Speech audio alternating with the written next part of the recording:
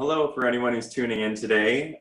You're joining us on Inspire to Dance, an interview series we're doing for the National Ballet of Canada, where we interview different esteemed dancers from around the globe.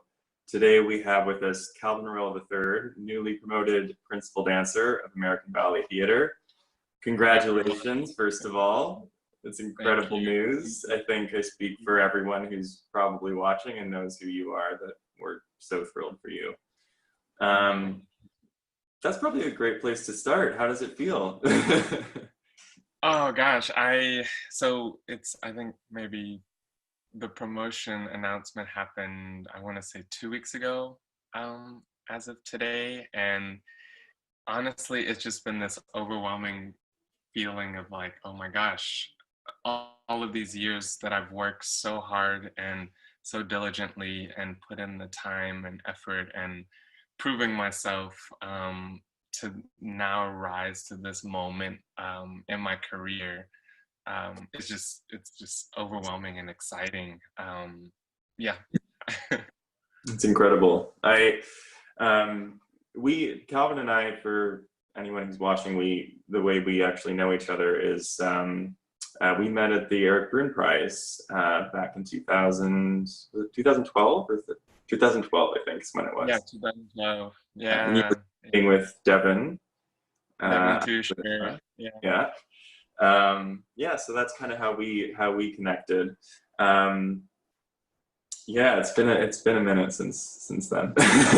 Lots happened, hasn't it? Lots has happened. I mean, I think how much has happened since 2012, and I think at the time I was still in the Corps de Ballet at ABT, and I don't know, for the viewers who may not necessarily know me and my story, I came to ABT through the Youth America Grand Prix scholarship competition. It was my junior year of high school that I competed, and then I moved to New York my senior year and started training at the Jacqueline Kennedy Onassis School at ABT.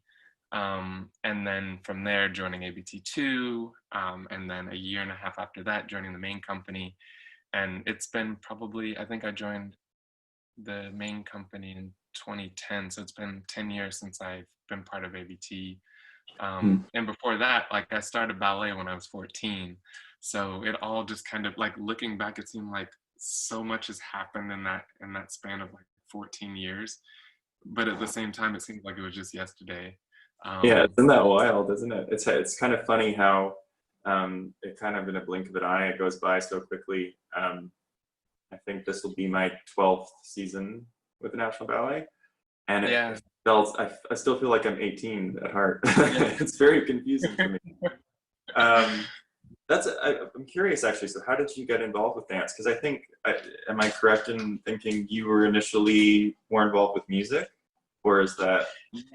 Yeah, I actually, so I started dancing. I auditioned and joined my local community project in Clearwater, Florida, called the Chocolate Nutcracker.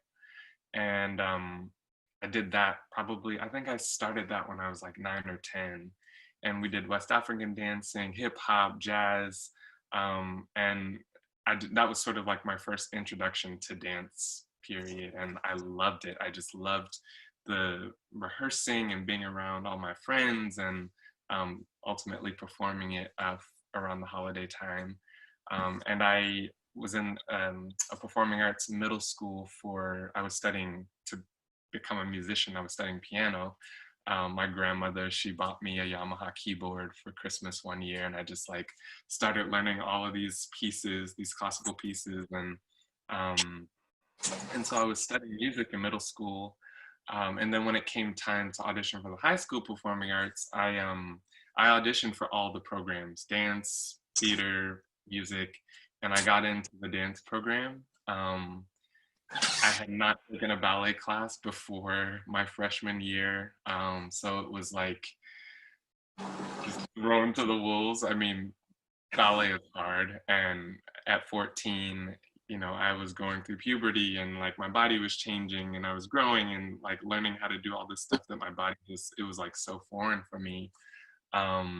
but I went away one summer to a summer program and studied for 6 weeks. And when I came back, like all of my friends in class, they were like, "Oh my God, you've gotten so much stronger. Like your feet have gotten more stretched." And I just remember thinking then, like, how much further could I go with this if I just kept putting in the work and sort of pushing myself. And fast forward like 3 years after training, I did Youth America Grand Prix, and that's what brought me to New York.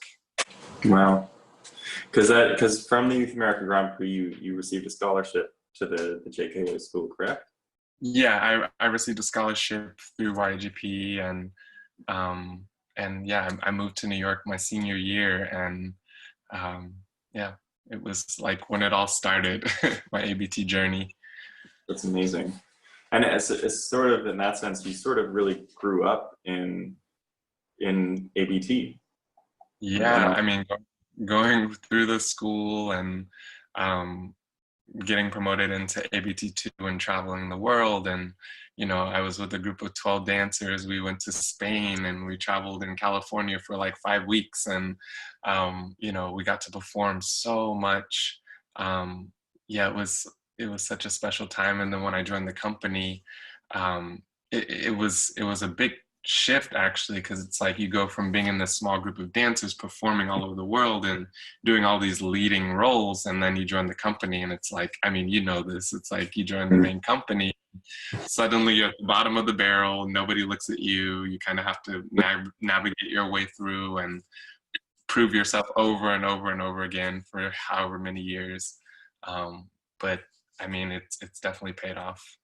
Yeah, it certainly has. I mean, you've gotten the opportunity to perform some really exciting roles, and not just pre-existing roles, but you've got to create some exciting roles too. Is there any that really sort of stand out to you in your journey with American Ballet Theatre as sort of key moment for you? Or I'm sure there's many. It's probably hard to Yeah, pick. I mean, I when I had gotten promoted, I was just looking at the press release and just seeing all of these roles that I had done over the last 10 years. And I'm like, oh my God, I did all that. You forget about that stuff, don't you? It was like you forget Yeah. like how much we've gone through and we've done, which is really special, and like it feels good to look back and be like, wow.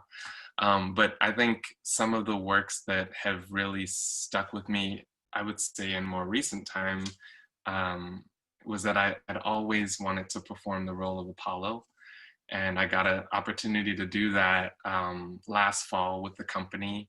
And prior to performing it with ABT, I did it out in Vail at the Vail Dance Festival. Damien Wetzel, he taught me the role, and it was just one of those iconic roles that I've always seen photos and videos of, and I aspired to play that role and that character and sort of embody it and make it my own in a way. So definitely Apollo really meant a lot to me to get the chance to perform that. Mhm. Um, and also just working with the choreographers that I've had a chance to over the years, Twyla Tharp, who she's just being in the studio with her, she's such an incredible force and such a larger than life personality. And she's seen so much over the years and has worked with some of the giants in the dance world and theater world. Um, and yeah, just getting to work with her has always, like, I think I've done maybe 3 or 4 of her ballets since joining ABT, and yeah, she's just an incredible human being, and so demanding, but like loving at the same time, and encouraging. And getting to work with Alexei, he's demanding in his own way, and I've danced so many Alexei Romansky ballets since I've been part of ABQ. So yeah, it's been a unique journey to have been able to do not just the classics but also work with the choreographers over the years. You got to perform the roles in Harlequinade with Misty Copeland, correct? Yeah. So we danced there's two principal couples in Harlequinade, and I got a chance to perform with Misty in that, and it was such an exciting moment for the company, having two Black dancers in leading roles with It was a company like it was making history, wasn't it? It was the first. Yeah, it was a history-making moment, and then following that, I had found out that Misty and I, we were going to perform Kenneth McMillan's Romeo and Juliet together this past spring at the Met, and that was going to be another historical event. Like, I was really looking forward to not only that moment, but just preparing the role of Romeo. It's one of those roles I've seen since I was in the school, and I just love the choreography, and it's like such a demanding and physically, technically, artistically challenging role. And I just always, like, I think I probably played every character from like an extra carrying on a carriage to a townsperson to a Capulet man, Benvolio, and now getting to take on Romeo. It was like such a dream for me. Yeah. It's one of those roles, yeah, it really kind of covers so many different layers of what it is to be a performer, because it has the narrative, it has the acting, which is quite complex, I mean, in itself, and then the technical aspect, and Kenneth McMillan's production is particularly technical, and then the music and the score, all of it just married together, it just makes this so like powerful cocktail of a ballet. We do Alexi's version, which is also not very kind technically. It's pretty. I'm sure. Yeah, it's and then to sort of go back. Yeah, I mean, I was particularly excited to see when I saw you were going to be dancing Apollo, because I have that has a very special place in my heart, that role as well, and to see you up there having that moment, because it is a really there is, I think now there's obviously more, but I think there's a lot of usually ballet is sort of central to the ballerina. And it's kind of interesting when and I'm not surprised with Balanchine being sort of the revolutionary that he was, that you have this moment where the male is sort of the centerpiece of the ballet. And it's just great to see like exemplary male dancers like yourself in this role. It's wonderful. Yeah, so we're so excited for you to see that. And I'm so, and I guess to come back to Romeo, and you were also slated to perform Giselle, correct? Yeah, I was going to debut Albrecht and Giselle alongside Christine Shevchenko. We've danced together a lot too over the years in a lot of the Ratmansky ballets. So yeah, it was going to be an exciting night too for both of us. What is that? How are you sort of navigating that in terms of sort of what's going on in the world with the pandemic and everything, and sort of our theaters going dark? How are you sort of navigating that and still sort of keeping your creativity cultivated and alive? And how are you managing, I guess? I mean, this time has definitely given me some like real pause to kind of evaluate like how I actually feel about it, because it's, on the one hand, when it all happened, when everything started to, the domino effect of things closing, some of my friends and colleagues, they were just like finding these creative ways just off the bat, teaching classes and, putting content out there. And I, at the beginning of this sort of shutdown pandemic, I had just gotten injured. I got an ankle injury. And so it was a time for me that I was in recovery from it, and Mm. kind of having to like really be on pause and take care of my physical self, but also my mental, my mental self. But fast forward, and now that I'm kind of back up on my feet and, navigating the way forward in this whole new world that we all find ourselves in, I just feel thankful that some opportunities have presented themselves to kind of keep the creativity going. I have been working on this film project for the past year with a filmmaker from Red is Dancing, Reda Mejalek. He wanted to sort of document, I created the choreography. He wanted to sort of document what a dancer goes through the seasons. It's like every season of your life, there's something new, a new layer, something new to confront. And so we did this year-long film project together, which recently we launched, and being able to be part of something like that and share with the world, like, even throughout the process of creating that, things like COVID hit. So we were like, we need to bring a mask into this, and the Black Lives Matter movement. We were like, we need to, show that like this is what's real to me and this is what's happening in the world and in my life, that so many people are experiencing too. So being able to like be creative still through those seasons has been, it's been a gift.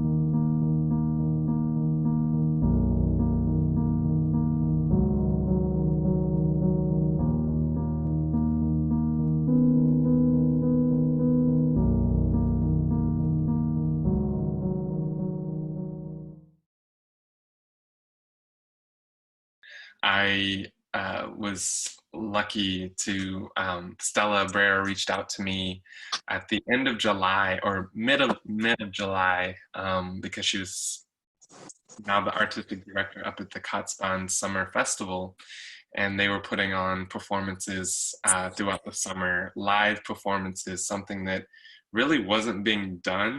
And they built this outdoor stage upstate New York.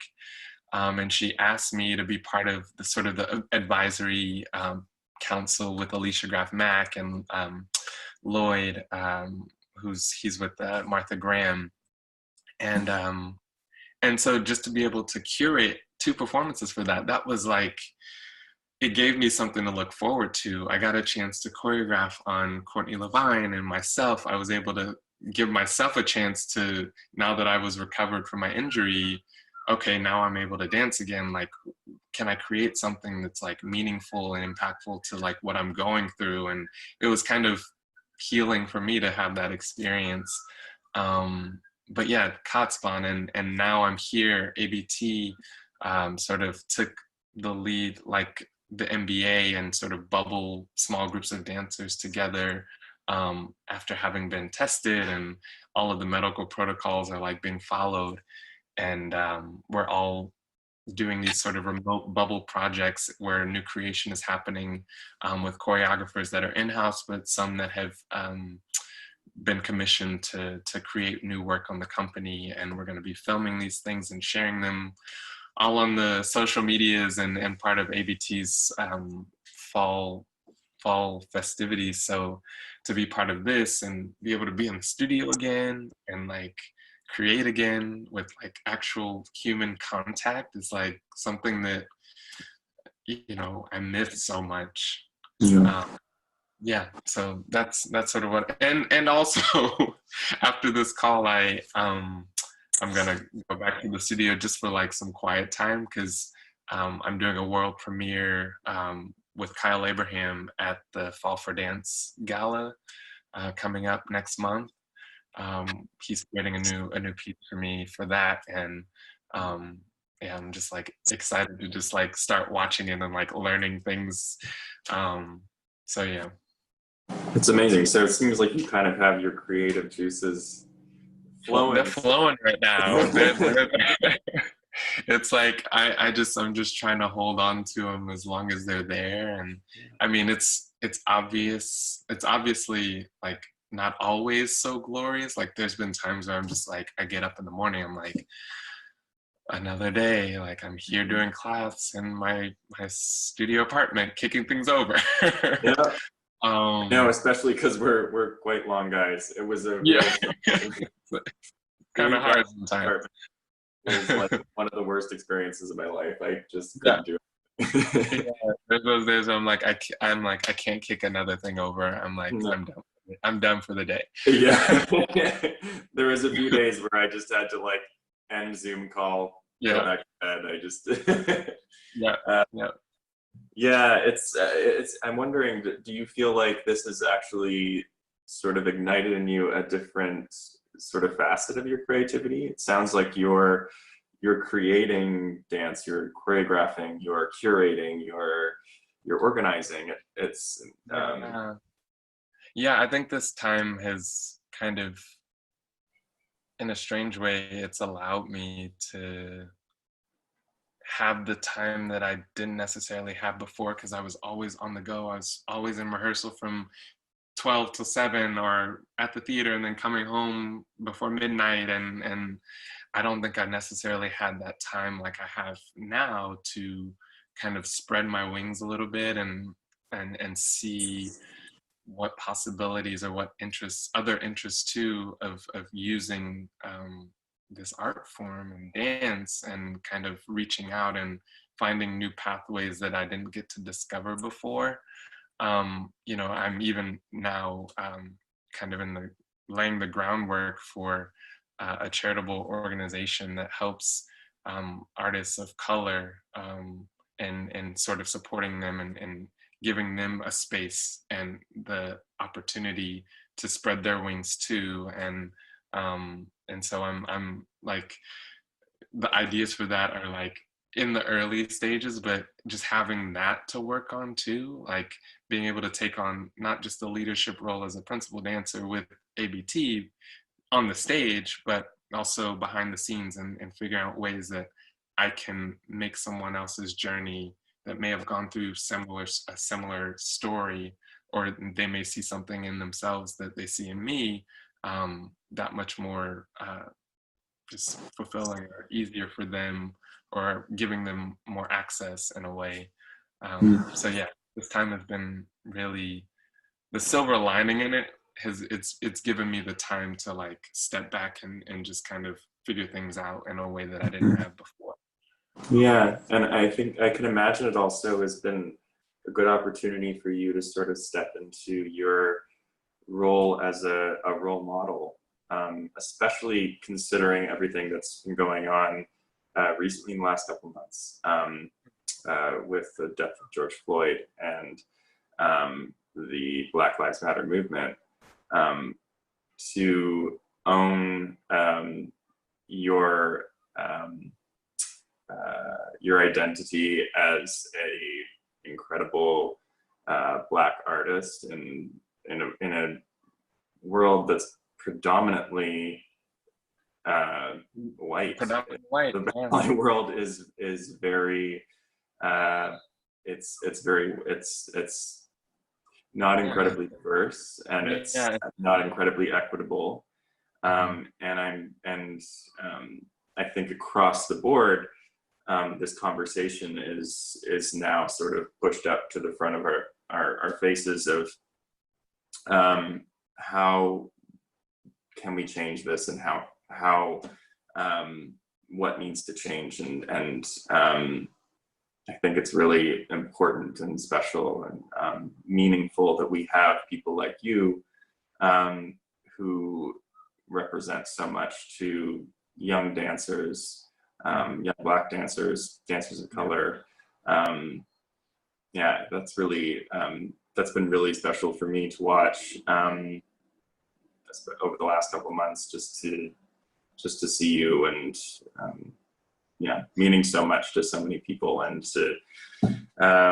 with your recent promotion too, that's incredibly exciting as well. Yeah, and thank you. yeah, Yeah, this time I think has been really, I don't even know the word, but it's been an awakening of sorts for so many people across the spectrum. You know, you have people that are seeing the injustices that are happening in the world, and it's causing a lot of folks to self-reflect and say, oh wow, like even in our ballet world, like there's so much in ballet culture that necessarily it definitely needs to change. And like obviously I don't have the magic potion, or I don't have all the answers to that, but I do feel like acknowledging that there is much more work to be done is a first step. And if you look around and you see that, you know, the world that you're existing in and the things and practices that are happening around you that aren't fair or not equitable, something needs to give. Someone needs to speak out on it. Someone needs to go to those people that are in charge, the leaders of the company, both on the artistic side or the business side, and say, hey, listen, like, why is it this way? You know, what is it that we can do to, you know, we talk about excellence, and it's like excellence comes in all shades and colors. And, you know, if you have the talent, why isn't that being promoted and put to the forefront? So yeah, I think it starts with having those hard, tough conversations, but also taking those actions that show a commitment to wanting to actually make meaningful change, even if it's like incremental, small changes add up. And, you know, it takes, like we see with the Black Lives Matter movement, for example, it takes a movement. It takes one person talking to another person, talking to another person to mobilize and show, like, you know, we've had enough, like something has got to give. Yeah, just being able to be not just a dancer on the stage, but able to be an advocate or an ally, and representative for people of color, Black people in this art form, is very important to me. And I just hope it'll continue to grow, and we'll all continue to learn and grow and evolve together. Yeah, I agree. I think it's, I think people have to not be afraid to ask questions and to learn and to, I mean, it's blasted across social media all the time, but honestly, educate yourselves. And, education. Yeah. It is surprising, I think, pre the last couple months, I think even within the ballet world, it was very easy within sort of our own insulated bubbles, to think, to not even necessarily, I mean, speaking for mostly for white dancers, but to think that, not even realize that there was as much of an issue as there actually is, because we're so programmed in ballet that this is the way it is, this is how, because it has this history about it and this culture that you kind of just learn to accept as dancers. And I think that's also sort of programmed into us as dancers. We're used to taking instruction, and we're used to following a set of rules. And so, you also not feeling like you have a voice, you know, as an art form, it's a silent art form. You know, you're instructed what to do, you execute it with your body, not with your voice. And so I think having that license to speak up and speak out when something is, even in a rehearsal, for example, if something is said to another dancer and we've all heard it, we're all seeing it happen. But if no one from the back or no one who's not that dancer doesn't speak up and say, hey, you can't say that, or you can't talk to someone like that. Even little things like that over time can make a difference. So yeah. No, it's exciting to see this opportunity for in terms of the dance world, dancers finding their voice and not just submitting to what has been before, but realizing that they can have an impact and that they can make change, which is something that I think, again, we're programmed to sort of just go with the flow and embrace what has been. And it's exciting. It's exciting to see the change, that the potential for change, and that we're pushing for that, and that it's been really and exciting. I tried to interrupt. I was just gonna say that I feel like it's up to us to really make that wave of change happen.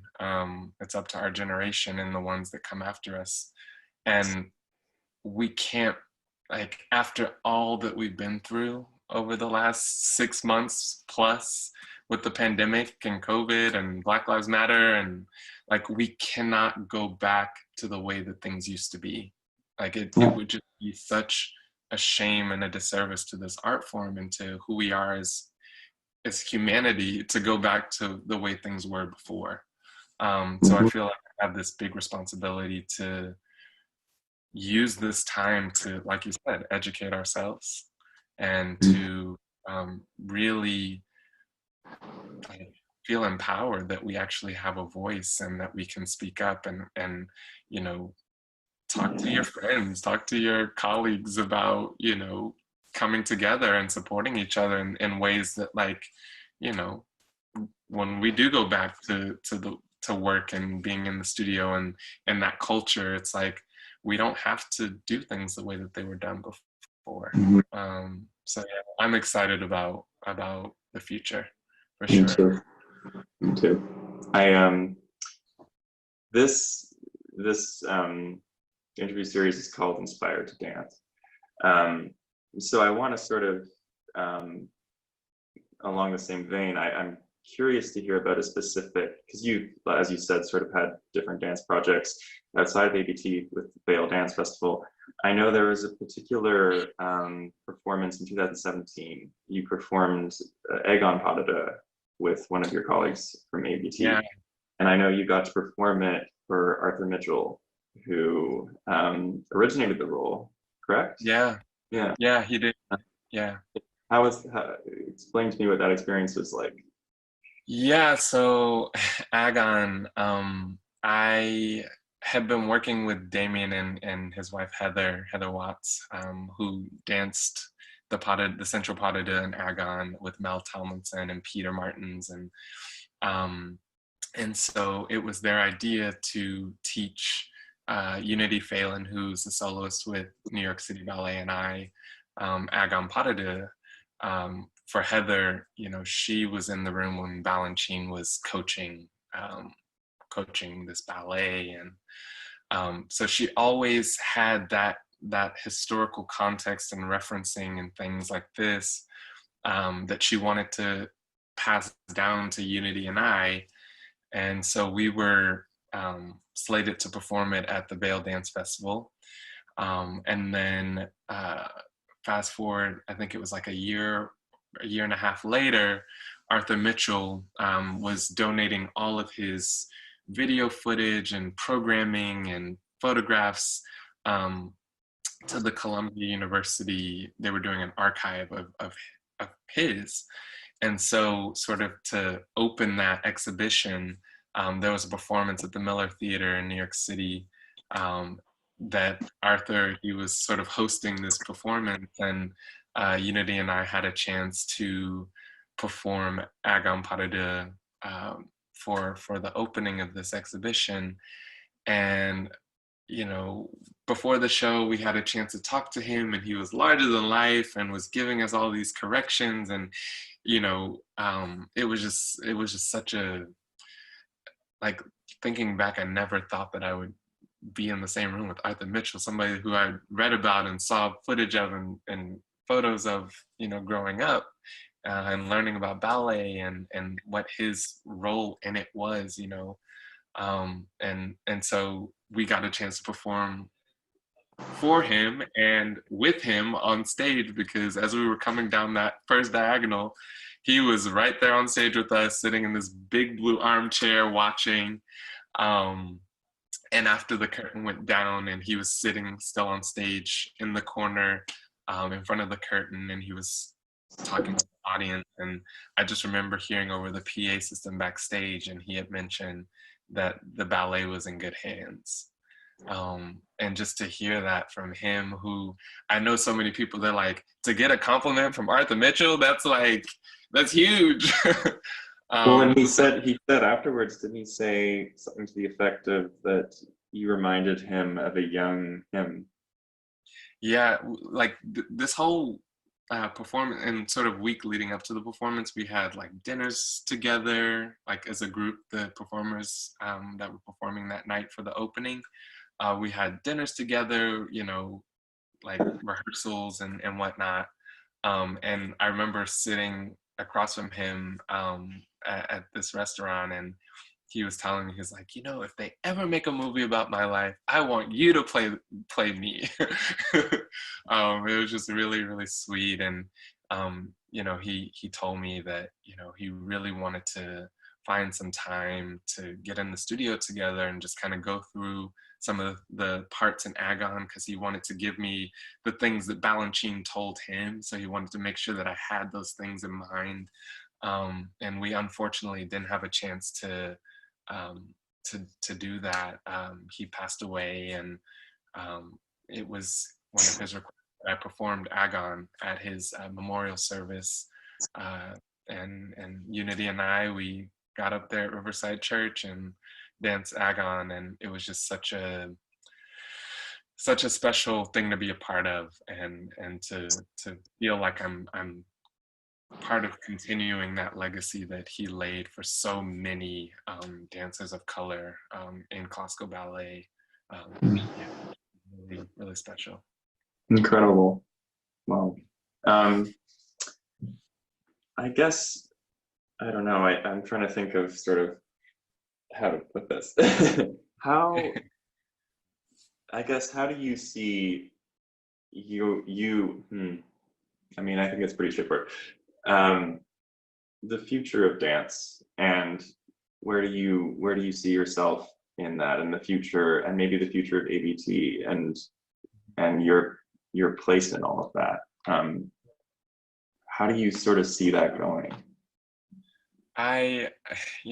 Given this whole new world that we're all living in and trying to navigate now, with even more cancellations and closures, the future, I feel, in the short term, is definitely like I'm looking forward to being part of that sort of reimagining of what it means to perform as a dancer, whether it be on stage, whether it be virtually, whether it be figuring out what has the greatest impact. That's what I hope to. That's what sort of excites me, is that, like, even everything is like kind of, you're hitting a wall everywhere where you turn, that breakthrough and that sort of reimagining of what can we do? How can we make this work and live on and evolve? Because like I said before, we cannot be the same. We can't do things the way that we always knew. So ultimately, I'm excited about that. I'm looking forward to hopefully, inspiring that next generation of dancers that look like me, so that our company and our schools and our costume designers and choreographers and people that are leading the charge are, somebody said it in a meeting that we had, a company that looks like New York City, that's, such a diverse group of artists that are talented, that musicians that are talented, leaders that are talented at what they do, and just leading the charge on that. Like I'm so excited to be part of that movement. So I think if anything, just being part and witnessing and in my own way, helping to usher in that next wave of change. It's so exciting. It's been so wonderful speaking with you. You are an exceptional artist and a beautiful person, and it's always just a pleasure to talk with you. It's been wonderful. Likewise, thank you. Thank you, Calvin. Thanks for joining us.